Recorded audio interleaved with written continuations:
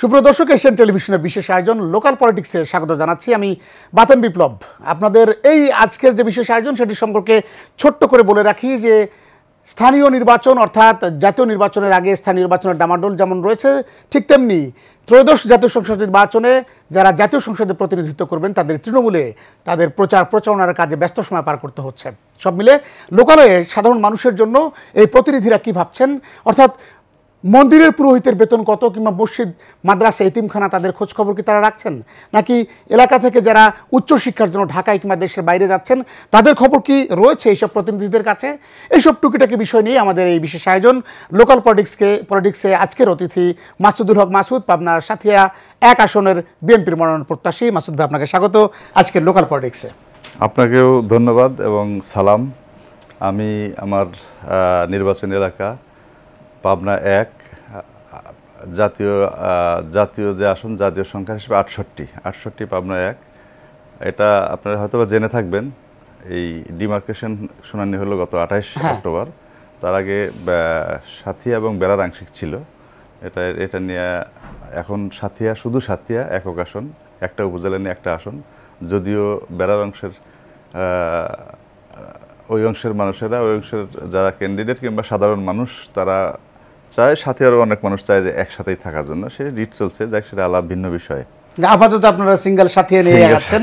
তো সাথিয়ার মানুষের যদি আমি ডাটা বা তথ্য উপাত্ত জানতে চাই আপনার কাছে, আমি প্রথমেই জানতে চাইবো আপনার কাছে যে আসলে আপনার এলাকায় জনসংখ্যা মোট যে নির্বাচনী যে আপনার যে এরিয়া, সেই এরিয়াতে কতজন ভোটার রয়েছে এবং ওভারঅল জনসংখ্যা কতজন রয়েছে, তাদের কি আপনাদের কাছে সঠিক তথ্য আছে কিনা?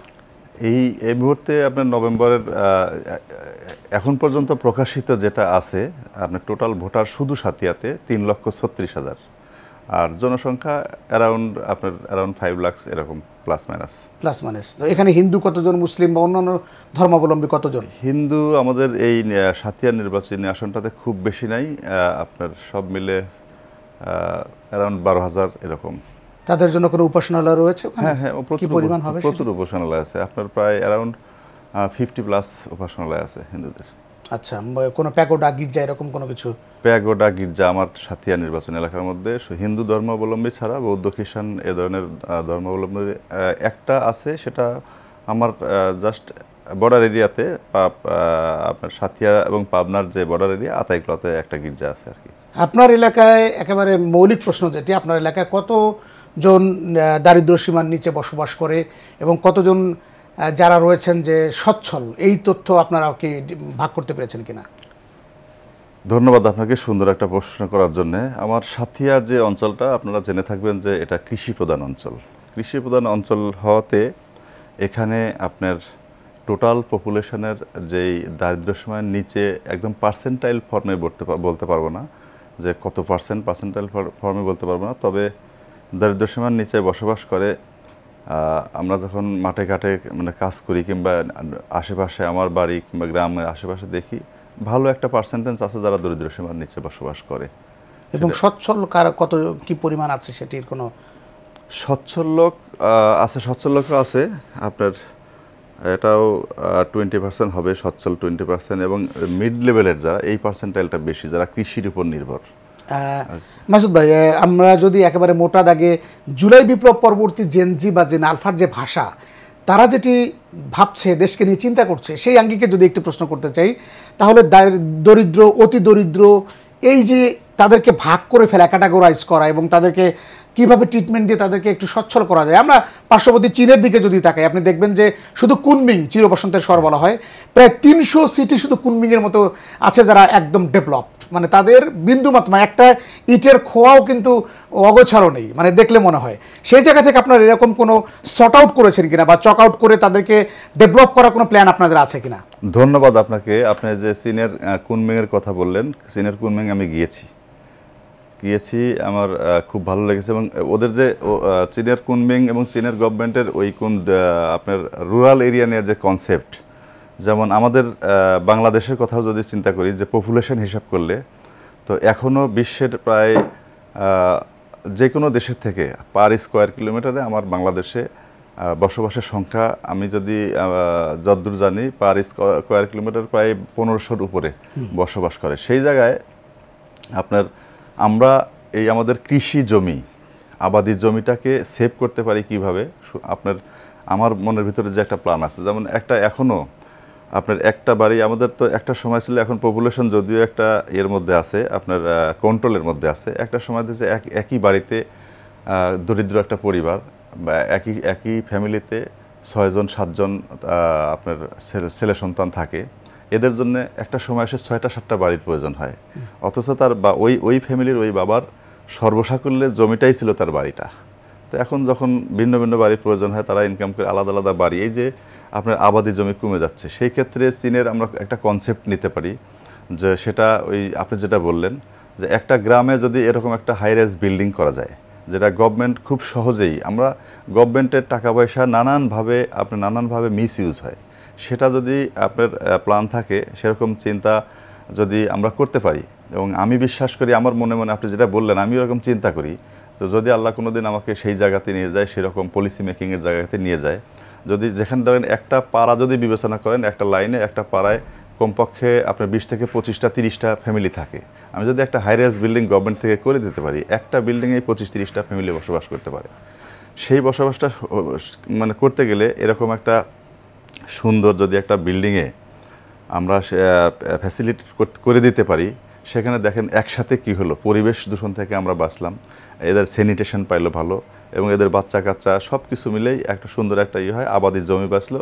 এবং সেইটা করতে পারলে বাংলাদেশও আমরা চিন্তা করি, বিশ্বাস করি যে ওই ইতিপূর্বে যারা বিভিন্ন সময় এই দেশ নিয়ে গল্প করে, কারো মুখোমুখি হতে হবে না, সেটাই। মাসুদ ভাই, একদম স্পেসিফিক আপনার কাছে জানতে চাই, আমরা ওখানে নুজিয়ান যে একটা প্রিফেকচার রয়েছে, আমরা কুনমিং থেকে নুজিয়ে গিয়েছিলাম, সেখানে একেবারে দারিদ্র্যসীমার নিচে তারা পাহাড়ে দেখা যাচ্ছে ওই ঢেকি দিয়ে ধানকে চাল বানিয়ে খেত 20 বছর আগে, তাদের রেডিক্যাল চেঞ্জ করেছে। তো সেক্ষেত্রে জেনজিত কিন্তু এখন হাতের মুঠে ফোন, তারা কিন্তু গোটা পৃথিবীকে দেখতে পায় যে কিভাবে তারা উন্নত হচ্ছে।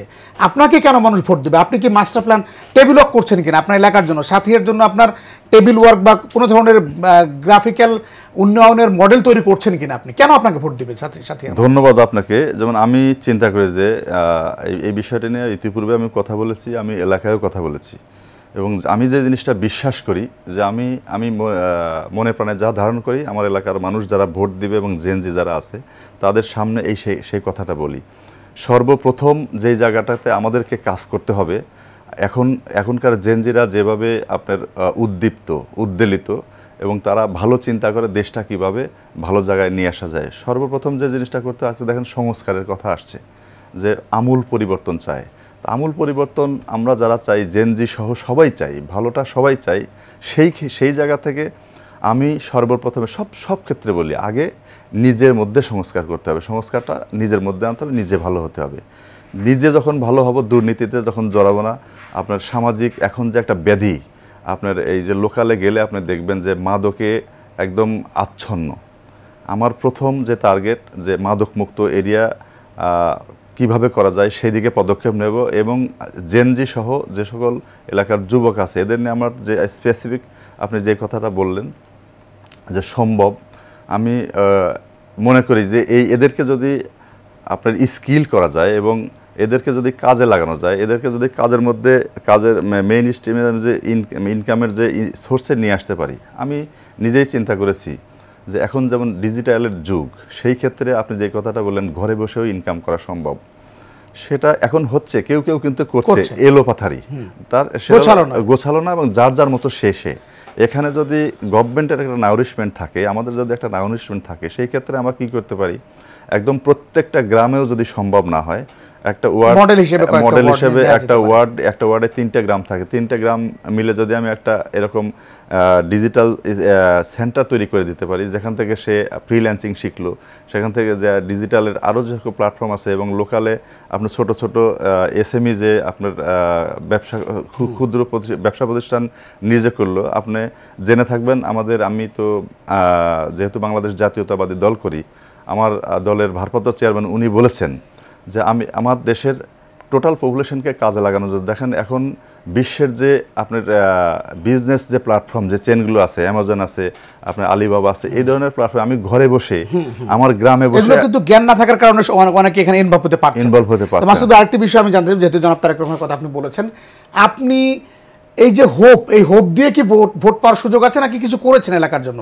মানে ফ্যাক্ট হচ্ছে যে অনেকেই দেখা যাচ্ছে অনেক ইশতেহার ওই প্রেমিকাকে দেয়া প্রতিশ্রুতির মতো, সেটা শেষে কিন্তু অনেকেই মানে না, অনেকেই বলার চেষ্টা করছেন এখন হাত পা ধরে ভোট নাও, পরে ওরা আমাদের হাত পা ধরবে, এরকম কিন্তু অভিযোগ উঠে আসছে সামাজিক। আপনি সুন্দর একটা কথা বলছেন। এইখানেই এইবারকার আমি বিশ্বাস করি এই ত্রয়োদশ নির্বাচনের ভোটের ফয়সালা হবে আপনার এই কোশ্চেনের মধ্যে দিয়েই, যে আমি শুধু প্রতিশ্রুতির ফুলঝুরি দিচ্ছি নাকি আমি যা বলছি তার বাস্তবায়ন আছে। আমি ইতিমধ্যেই এরকম কিছু উদ্যোগ নিয়েছি, মানে এরকম আপনার কিছু বিশ্ববিদ্যালয়, এই মুহূর্তে আমার হাতে তো কোনো রিসোর্স নাই, কোনো লজিস্টিক্স নাই, তা আমি খুঁজে খুঁজে আমার এলাকার যারা বিশ্ববিদ্যালয়ে পড়ে, যেমন প্রাইভেট বিশ্ববিদ্যালয়গুলো পড়ছে, তারা একটু বেশি আপডেটেড হয় মানে আপনার বৈশ্বিক চিন্তার সাথে, এবং তারা বিশেষ করে যারা আপনার এই কম্পিউটার সায়েন্সে পড়ছে, সিএসসিতে পড়ছে, এ ধরনের আমি কিছু এলাকার শিক্ষিত ছাত্র এবং পড়াশোনা শেষ করেছে এদেরকে কিছু আমি কম্পাইল করেছি, এক জায়গায় করেছি, এদের কাছ থেকে প্ল্যান তৈরি করেছি কিভাবে এই লোকালের অশিক্ষিত, অর্ধশিক্ষিত কিংবা শিক্ষিত বেকার এদেরকে স্কিল করে দেশে কাজে লাগানো যায়, এবং যারা অ্যাব্রোড, যারা বিদেশে কাজ করতে চায় তাদেরকে কিভাবে স্কিল করে পাঠানো যায়, যাতে করে এই মুহূর্তে এখন যেরকম বিদেশে যায় আপনার আনস্কিল যে লোকজন যায়, তারা ভালো কাজ পায় না, ভালো কাজ পাইলেও ভালো বার্গেনিং ভাষা জ্ঞান না থাকার কারণে, মানে বিভিন্ন কারণে আপনার ভালো স্যালারি তারা পায় না। সেই জায়গাতে রেডি করার জন্য আমি নিজে কাজ করছি। আপনি যেই কথাটা আসছেন তার মোদ্দা কথা হলো এটা, এই ত্রয়োদশ নির্বাচনের ভোটের ফয়সালা এখানেই হবে। আগে যেমন হইতো যে মার্কা মানে মার্কার পিছনে কলা গাছ, কথার ধানের শীষে ভোট, ধানের শীষ নিয়ে যে আসবে। এইবারও আমি যতগুলো ক্যাম্পেইন করেছি, আমার সাথে যারা নেতাকর্মী কাজ করে, একাধিক ক্যান্ডিডেট থাকার কারণে সরাসরি ধরেন আমার কথা বলে না, সরাসরি আরেকজনের কথা বলে না, বলে যেই ধানের শীষ নিয়ে আসুক তাকেই ভোট দেবো। তো আমি বিশ্বাস করি এই বছরের এই ত্রয়োদশ নির্বাচনটা যে হবে, আমার দলের চেয়ারম্যান ভারপ্রাপ্ত চেয়ারম্যান যেটা বলছেন বহু আগে 8 মাস 9 মাস আগে বলেছেন, এই সামনের নির্বাচনটা সহজ হবে না। এবং আমি শেষ করি, আমিও বিশ্বাস করি এইবারকার ভোটের যে আপনার মার্কার পিছনের চরিত্রটা দেখে ভোট দিবে। রাইট। তো সেই কথা থেকেই বর্তমান যে সিচুয়েশন দাঁড়িয়েছে, আমি যদি ছাত্র সংসদগুলোর সাম্প্রতিক সময়ের ফলাফল দেখি এবং রাজনৈতিক নেতা বিশেষ করে লুৎফুজ্জামান বাবর, রুহুল কবির আহমেদ রিজভী, জনাব তারেক রহমান, তিনিও বলেছেন যে উনি আগে থেকে সতর্ক করেছেন যে আসলে আপনাদের অ্যাগেনস্টে যারা রয়েছে তারা কি করছে, what exactly they are doing, আপনারা কি কম্পেয়ার করে নিজেদেরকে প্রস্তুত করছেন কিনা। এটা কিন্তু বারবার তারেক রহমান বলছে যে অন্যরা কি করছে তাদের থেকে আমরা পিছিয়ে কিনা, আমরা কি চাঁদাবাজি লুটপাট নিয়ে ব্যস্ত থাকলে মানুষ কিন্তু সেই দিন আর নাই যে তাদেরকে ভোট দেবে, এ কথা তিনি নিজে বলছেন। তার মানে কি, কতটুকু সৎসাহস থাকলে বিএনপি চেয়ারপারসন এই ধরনের কথা বলতে পারেন, সেই জায়গা থেকে আপনারা কি করছেন? আপনি আমার চেয়ারম্যান যেটা বলেছেন, আপনি যেটা বললেন, আমিও যেটা দেখছি আপনার সমাজে যে জিনিসটা হচ্ছে চাঁদাবাজির যে বিষয়টা, এটা কিন্তু বিএনপি 5 তারিখে আওয়ামী লীগ এদেশ থেকে চলে যাওয়ার পরে বিএনপি শুরু করেছে, বিষয়টা এরকম না। বাস্তব সত্যতা হলো যে আপনার চাঁদাবাজির ম্যান ট্রান্সফরমেশন হয়েছে, একটা সবকিছু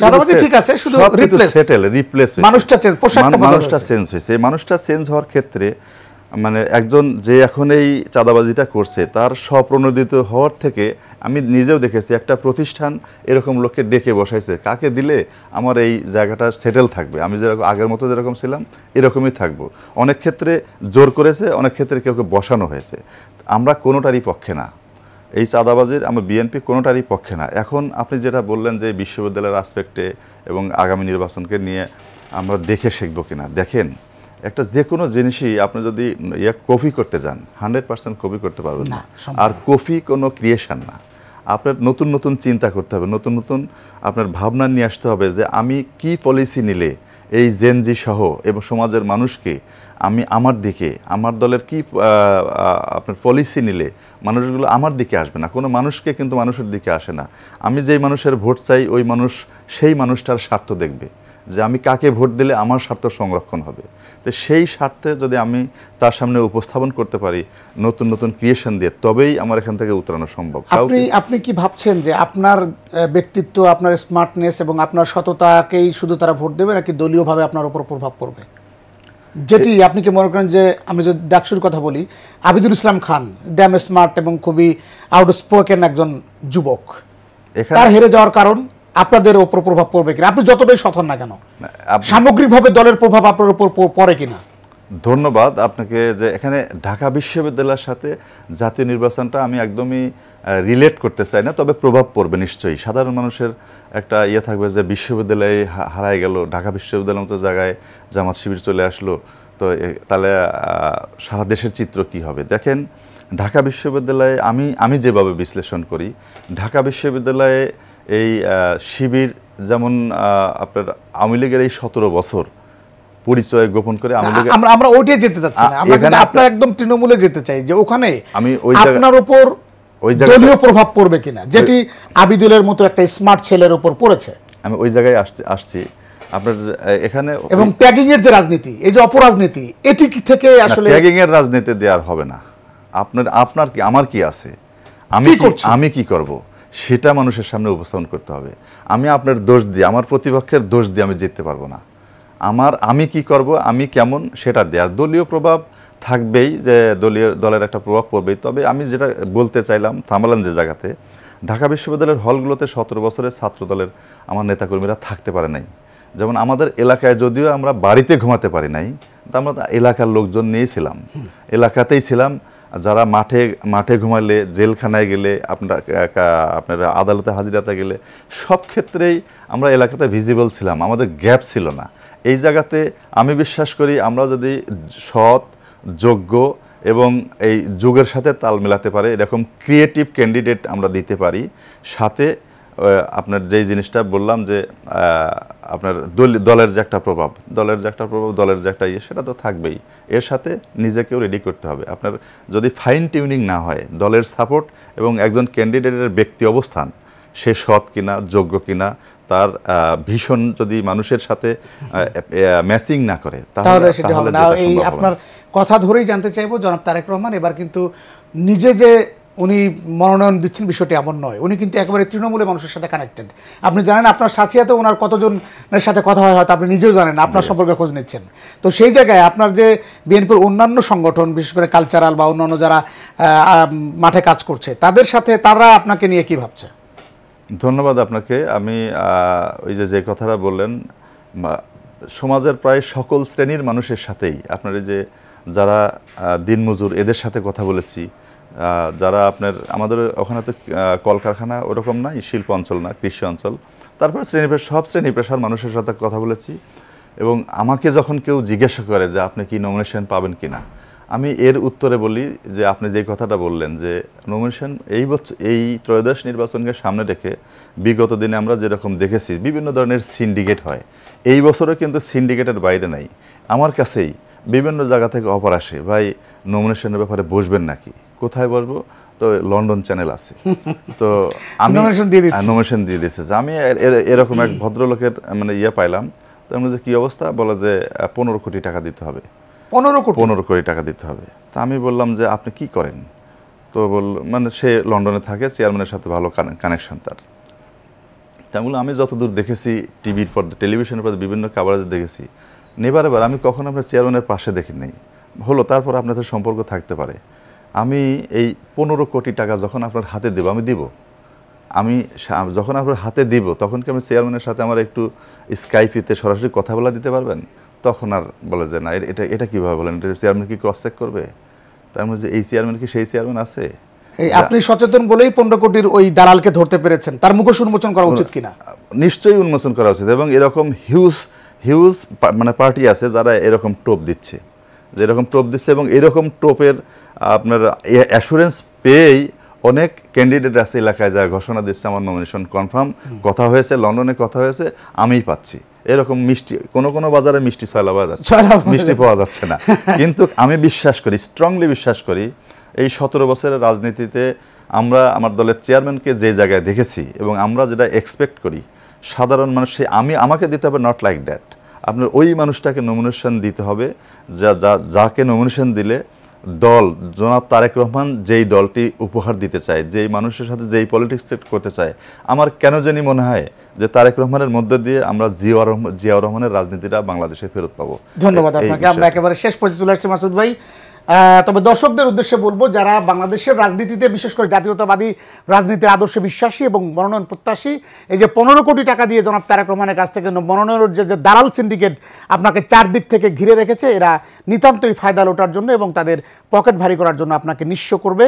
তাদের এই ফাঁদে পা না দিয়ে সচেতন হন, দেশের জন্য কাজ করুন, দশের জন্য কাজ করুন, তবেই আপনার মনোনয়ন হয়তো আরও বেশি নিশ্চিত হবে বলে আমরা বিশ্বাস করি। প্রিয় দর্শক, লোকাল পলিটিক্সে আপনাদের কোনো অংশগ্রহণের চাহিদা থাকলে আমাদের সাথে যোগাযোগ করুন এবং আমাদের সম্পর্কে কোনো তথ্য এবং পরামর্শ দিয়ে সহযোগিতা করতে চাইলে আমাদের ডিজিটাল এবং ফেসবুকে ইনবক্সে আপনারা জানাতে পারেন আপনাদের যে কোনো পরামর্শ।